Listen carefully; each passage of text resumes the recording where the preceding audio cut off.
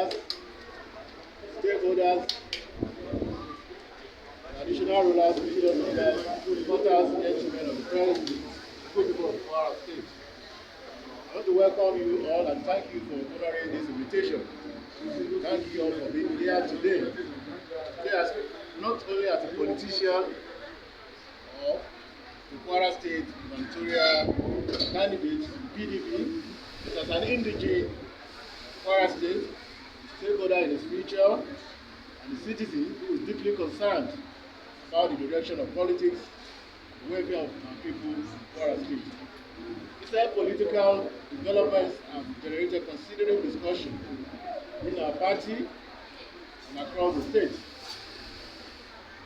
Naturally, many supporters, friends, and concerned citizens have sought clarification regarding my position and decisions I have taken, and I consider it important to speak directly to the dear people of Kwara State.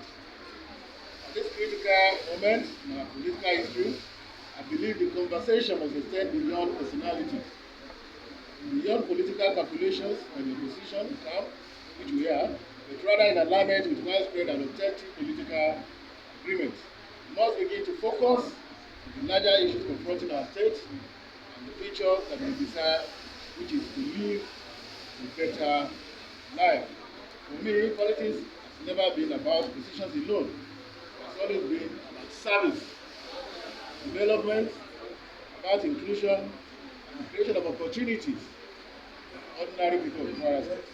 These principles have guided me throughout my public life, and they have continued to guide me in all I do.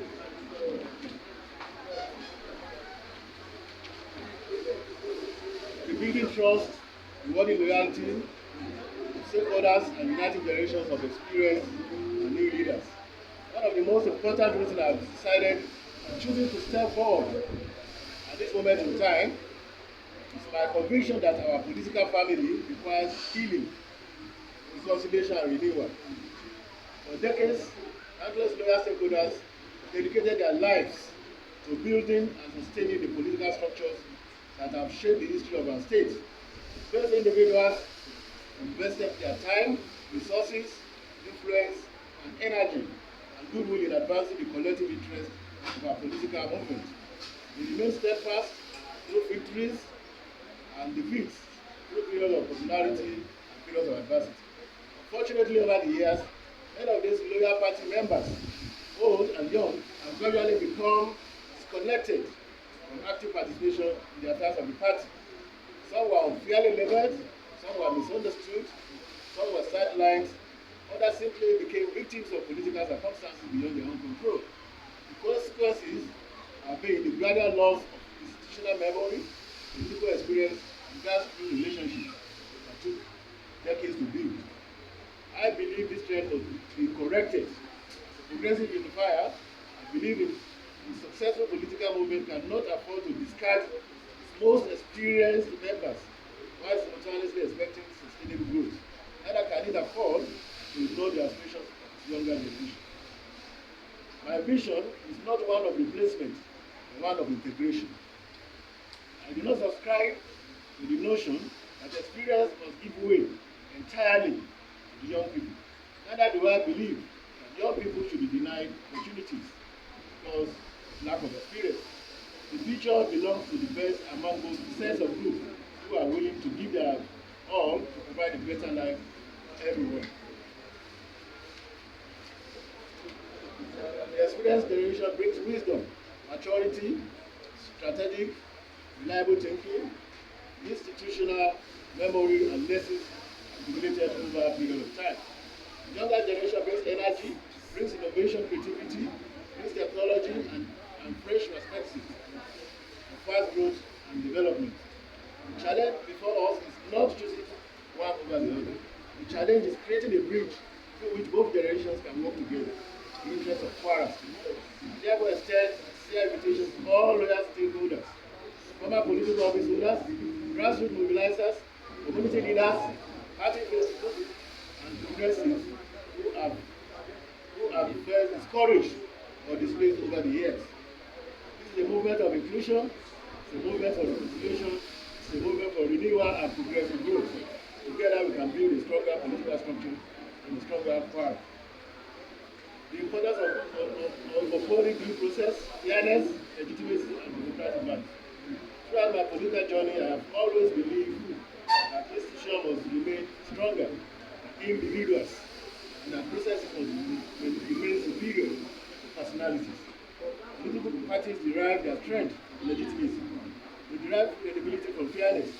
They derive sustainability from adherence to democratic principles and respect due process. It is therefore important that legitimate questions regarding procedure, recognition, consultation, and participation are never dismissed as acts of hostility or disloyalty.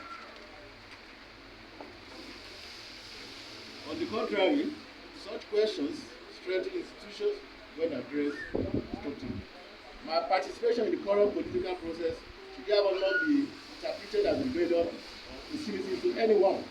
Rather, it reflects my commitment to ensure that democratic values remain central to the future of our party. The party seeking to govern must first demonstrate its commitment to fairness, inclusiveness, participation, and institutional stability. The objective, therefore, before us is not simply to produce candidates, but rather to build a platform that is united, credible, legally sustainable, and capable of inspiring confidence in the people. It is this belief that has continued to guide my action. Safety of quarrels must be an urgent responsibility. This is in terms of security. Perhaps no issue demand urgency today than the issue of security. There are security fears in many communities in our state. While citizens have increasingly discussed matters related to personal safety, community security, and protection of lives and property, farmers who should be concentrating on agricultural production now worry about their safety while working on their farms. Many communities increasingly express concern about criminal activities. Traders and transporters worry about their safety on roads and commercial routes. The situation is a cause for concern, and every responsible leader ought to be worried. Security is not merely another government responsibility, but rather the foundation upon which every other aspect of development rests. Without security, there can be no meaningful agricultural expansion. Without security, businessmen will become reluctant to invest. Without security, economic growth suffers. Without security, family cannot prosper. Without security, government programs cannot achieve the intended objectives. The safety of our lives and property should therefore be the focus responsibility of any administration. My administration will pursue a comprehensive security strategy based upon stronger collaboration between conventional security agencies, traditional institutions, local communities, intelligence networks, technology-driven surveillance system, and community-based early tracking mechanism. As the need to move from a reactive approach to proactive approach in respect to the fight against insecurity, and my administration will do this as an elected governor next year, inshallah. The peace and security of Kwara State must never be compromised. We must also strengthen intelligence gathering. We must improve the responsible response mechanism. We must enhance support for security agencies. We must protect our farmers and local businesses. We must secure our communities. Bringing excellent experience and preparation offer in service. Leadership is ultimately a question of preparation. At this critical moment in life and state, the citizens naturally seek leaders who possess not only good intentions, but also the experience, judgment, competence, and temperament necessary to navigate complex challenges and deliver meaningful progress. I am prepared for the governorship duties and responsibilities because my journey has provided me with a unique combination of experiences across both private and public sectors over a period spanning more than 4 decades. My professional foundation was built within the private sector where I learned the principles of discipline, accountability, strategic planning, productivity, and effective resources management. These experiences exposed me to the realities of economic growth, experience, enterprise development, and organizational leadership. I have subsequently been privileged to serve in several important public offices at both the state and federal levels that include Chief of Staff, Government House in London, Commissioner for Health, Chairman of Kwara Subeb, Chairman of Federal Medical Center Abuja, and Managing Secretary Federal Capital Territory Administration Abuja. These positions provided me with first-hand experience in governance, public administration, healthcare management, education, policy implementation, human capital development, and institutional leadership. A few individuals have been afforded this opportunity to understand governance from so many different perspectives and levels of ability. Therefore, this assignment I have worked with political leaders, civil servants. Throughout this assignment, I have worked with political leaders, civil servants, traditional institutions, community leaders, development partners, professionals, youth groups, women organizations, and ordinary across various sectors of society. These experiences have given me a practical understanding of how institutions function, how policies succeed or fail, how government can more effectively serve the people. More importantly, they have taught me that leadership is not merely about making promises, rather about solving problems. Today, Kwara State requires leadership capable of confronting security, reducing poverty, expanding economic opportunities, strengthening institutions, improving public service, and preparing our young people for the future. These challenges require more than enthusiasm. They require experience and competence. They require leadership to understand both government and the people we serve. I'm stepping forward because I believe that I'm possessing the experience, capacity, and commitment required to help in moving Kwara State to the next level of development. This journey is based on preparation, service, and results. It's not that Onikiwashi, I am prepared. Some people say Onikiwashi, I am prepared. It's not Onikiwashi, I am prepared. We will fight the eradication of poverty, create productive employment, and foster economic transformation that improves lives and promotes social prosperity. The true measure of leadership is not the number of speeches delivered or the incomplete or suboptimal progress created. Rather, the number of lives improved, the number of opportunities created, and the number of citizens lifted out of poverty. Today, the greatest challenge confronting many families across Kwara State is not politics alone.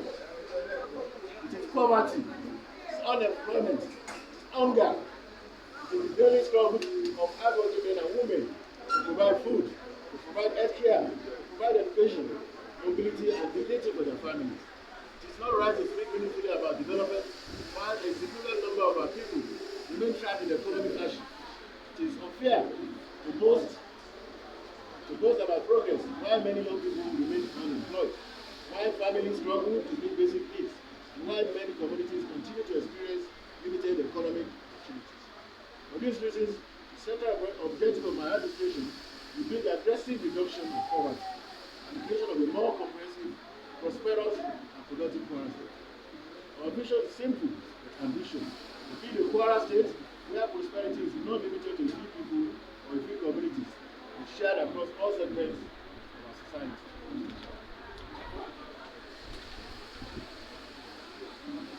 Recognizing the difficult economic realities facing many families, the first phase of our administration will focus on immediate intervention programs targeted at the most vulnerable members of our society.